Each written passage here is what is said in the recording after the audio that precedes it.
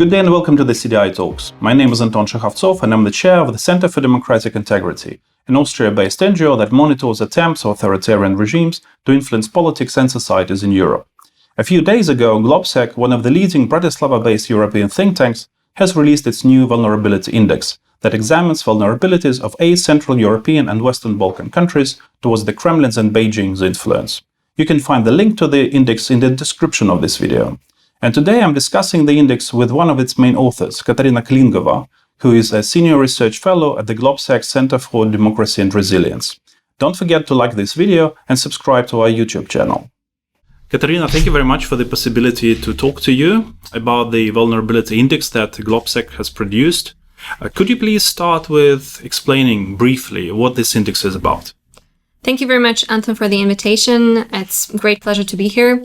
Our vulnerability index is about GLOBSEC and its partners in 7 other countries, evaluating vulnerabilities of these countries in 5 dimensions towards malign influence, in particular malign influence of Russia and China. We're analyzing 8 countries, in particular Czech Republic, Slovakia, Hungary, Romania, Bulgaria, and 3 Western Balkan countries, Montenegro, Serbia, and North Macedonia. We're analyzing these countries in 5 dimensions: public attitudes, political landscape, information landscape, civic and academic space, and public administration. What are major explanations for the differences in vulnerabilities towards Russian and Chinese influence in these 8 countries that you monitored? Well, the big major difference and diversity between the countries is possible to observe based on the fact that some of the countries are in the European Union and some of them are not in the European Union or NATO. So that somehow increases or decreases their vulnerability towards these malign foreign actors or their foreign influences in these countries. Another significant factor that plays in the vulnerability or resilience of particular nations is, for example, the cultural ties, the historical ties that these societies, these countries have towards Russia or China. It's their understanding of threat perception. It's their understanding of situational awareness, which is both reflected at the political landscape, but also reflects on the awareness that are being spread among ordinary citizens. It's also perception of who are their strategic partners. In Western Balkan countries, you can see that the European Union is really in competition with Russia and China that are offering a lot of benefits for these countries without so-called, carrots and sticks. It's also the understanding of what should be the drivers of these cooperation between the countries, whether these cooperations should be based on mutual values, based on mutual understanding and adherence of human rights, or these cooperations should be more of an economical, should have a more of an economical background or basis. GLOBSEC produced a similar vulnerability index a few years back, although with a fewer countries. Nevertheless, can you compare these 2 indexes, these ratings, and what dynamic do you see in terms of vulnerabilities towards Russian and Chinese influence? Yes, we produced the vulnerability index back in 2017, which covered 4 V4 countries, meaning Czech Republic, Slovakia, Hungary, and Poland. So we can compare the vulnerabilities with of these 3 countries because nowadays we're not covering Poland. We can see that the ranking of vulnerabilities is actually similar the ranking of countries is similar to 2017, meaning that the Czech Republic is the most resilient out of the 3 and Hungary is the most vulnerable out of the 3. Just the numbers and their ranking on this 0 to 100 scale a bit decreased. So the countries became more resilient in sense that we've observed better situational awareness of some political leaders, especially in Czech Republic and Slovakia. We've observed that public administration in these countries has really increased the situational awareness. New security documents have been adopted. I mean, for example, in the beginning of this year, Slovakia adopted new defense and security strategy after 16 years, which is, I mean, which has been a huge vulnerability also back in 2017, but I mean, even before. We see more public institutions being aware of hybrid threats, talking about hybrid threats. The annual security reports of intelligence services have become much more open in sense of naming and shaming the actors and raising awareness about particular threats. When it comes to differences between the China and Russia, we see, back in 2017, it was all about Russians. Very few annual documents spoke about China, but since a few years back, we've seen the increasing appearance of China being mentioned in connection to malign activities or foreign activities in this region. However, we've also observed that the media environment has somehow decreased in these countries. I mean, more and more actors has attempted to stifle the independence of media. The information landscape of disinformation actors has significantly increased. When we started to do the vulnerability index in 2016, 2017, there have been, around 100 pages in Slovakia that have been actively spreading disinformation. Now it's over 200 problematic pages that spread various conspiracy theories. One of the things that we've observed when it comes to changes is that such problematic content, whether it's disinformation, conspiracy theories, have become part of the mainstream discussions. Because in the past, it used to be fringe actors that used to spread them, but now disinformation have become politicized.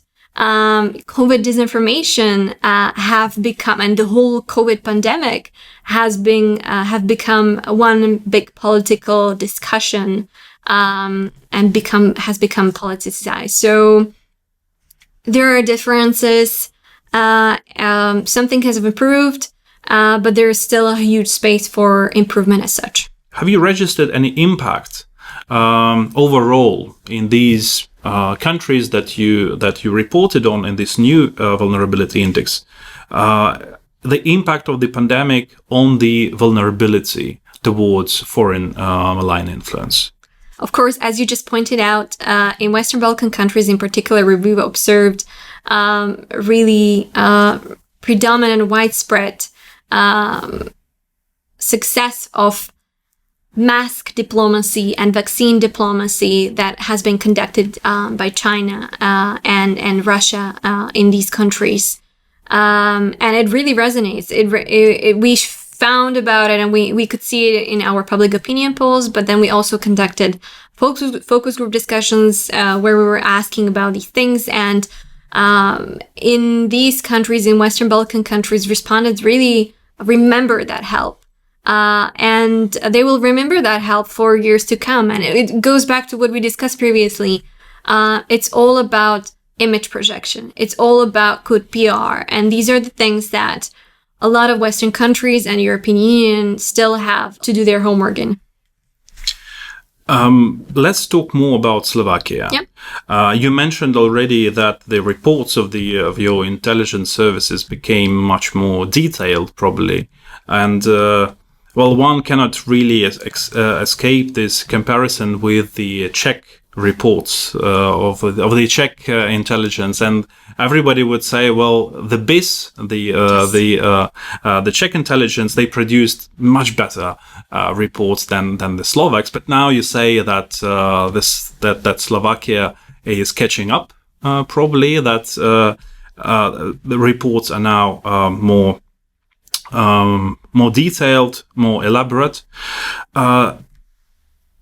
Is that the result of the change in the leadership, or are there any other factors that have contributed also to the decreased vulnerability of Slovakia towards Russian malign influence?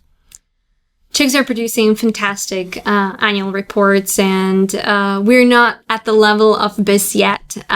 We hope to get there in future, of course, and this is one of the things that really works between Slovakia and Czechs, that this like brotherly competition that works both on ordinary citizens but also politicians and public officials, like look at what they have, we need to catch up and stuff. So I hope that the activities that are happening in Czech Republic in the increase of resilience of the society and building up situational awareness will be a good motivator for a lot of things in Slovakia. The change in the government in Slovakia really made a difference. We've observed that Ministry of Defense has become much more active. Ministry of Defense has been working on preparation of action plan on hybrid threats, has been consulting other public institutions and trying to develop this whole of government approach in producing security doctrines. Slovakia, after 16 years, in January this year or beginning of this year, adopted new security strategy and new defense strategy, which were completely outdated. And this one really recognizes the threats, really addresses the hybrid threats, the foreign influence, and envisions capacity building at various levels of public institutions, and envisions the whole of government and whole of society approach that is so necessary in building the resilience of the state towards such malign foreign activities. Have you registered any response from Russia or from China to Slovakia becoming more resilient towards malign influence? In the past, disinformation and pro-Kremlin propaganda was spread by fringe actors, and whether they were of political character or whether they were part of civil society. Now, the Kremlin doesn't have to be so active in Slovakia because there are plethora of domestic actors, whether it's problematic outlets, whether it's, civil societies, whether it's far-right extremists, whether it's members of parliament who are increasingly spreading anti-EU, anti-NATO narratives and Kremlin's propaganda. And this is possible to observe, for example, with former prime minister. This is possible to observe that a lot of mainstream political actors have started to utilize disinformation as a form of attracting the voters and spread conspiracy theories, and thus mainstreaming the problematic narratives that are undermining our own democratic society, our trust in democratic institutions. Katarína, you listed some of the good steps that Slovakia has performed in order to increase resilience towards malign foreign influence, but where do you see gaps? Where do you see that something it needs to be done, that some homework needs to be done? We still have a lot of homework to do in areas of building situational awareness among public institutions, among public representatives, including politicians. A lot of them themselves are often spreading disinformation. A lot of them often have become the tools of foreign influence, and it's important to really showcase that it is not just some kind of a narrative. It's not just some kind of a vaccine. It's a tool of hybrid threats that have widespread consequences.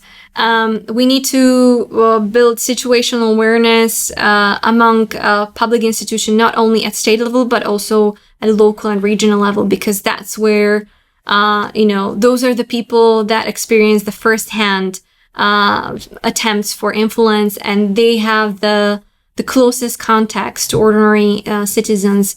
With the new government, we've seen significant attempts to really, adopt new plans on fighting hybrid threats.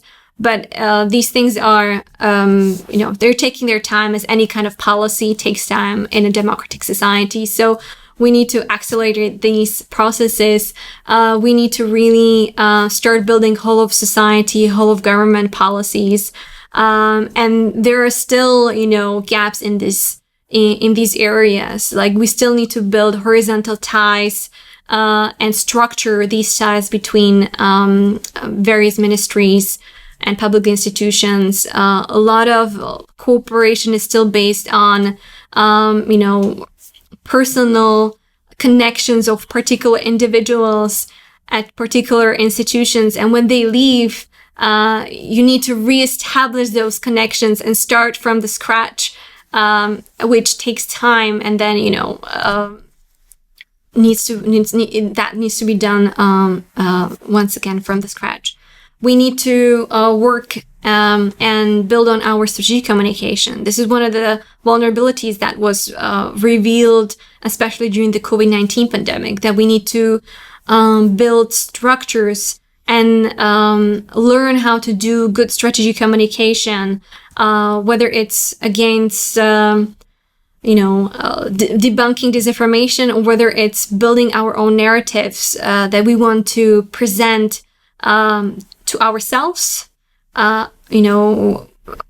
strategic narratives about who are we going to be, what kind of society we're going to be, and what kind of values we're going to uphold, but also strategic narratives we want to communicate to our partners, whether on the west of us or whether on the east of us. And there are still a lot of gaps in these areas. Very few public institutions have developed Stratcom capacities. And if they have few departments, very few people know how to work with data, how to develop policies that are data driven. So these are the areas that we can really work on, and hopefully the change will come soon. Thank you very much for this conversation, Katarína. And I will also want to thank GLOBSEC for the research it produces and for the work it does. Thank you very much. Thank you very much for the invitation. It's a pleasure to be here. Thank you very much for the opportunity to speak about our research and our activities. Thank you, Katarína.